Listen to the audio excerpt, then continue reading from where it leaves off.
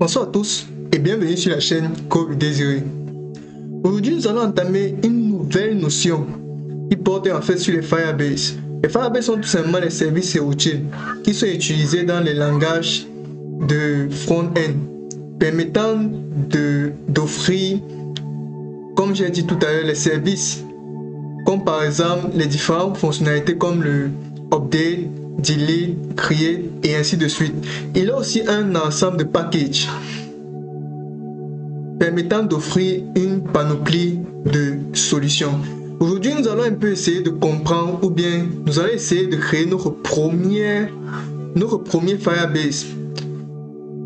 Et dans la suite, nous allons lier cela avec notre projet pour pouvoir effectuer différentes requêtes.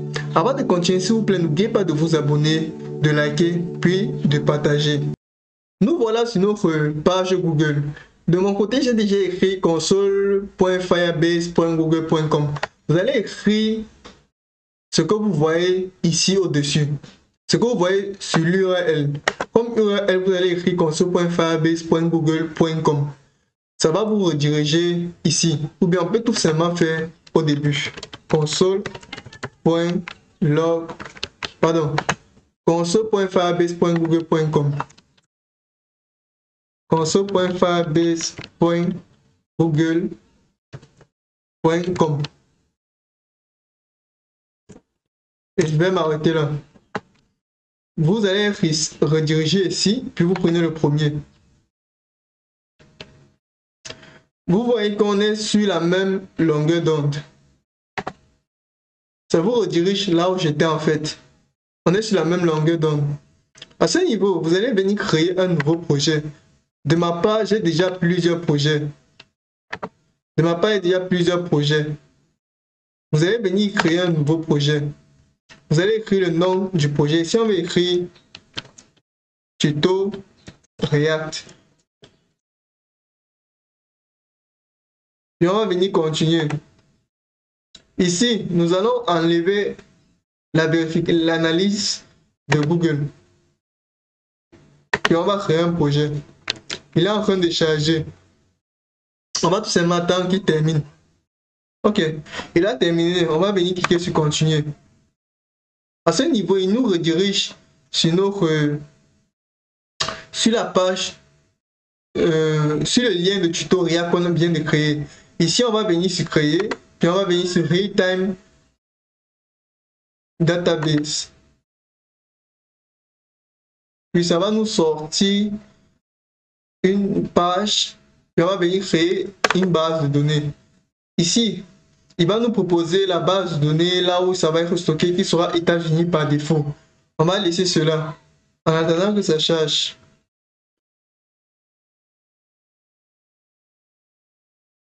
Il a terminé de charger. On va venir mettre suivant. Ici, on va pas commencer en mode verrouillé.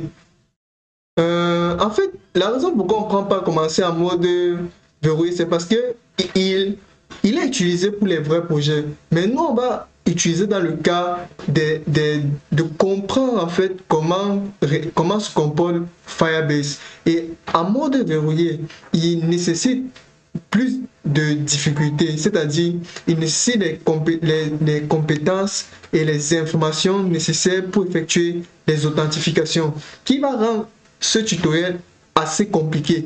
Et nous, on ne veut pas atteindre à ce niveau. On veut juste que vous ayez une compréhension sur les Firebase. Donc, on va venir tout simplement prendre en mode test et on va activer.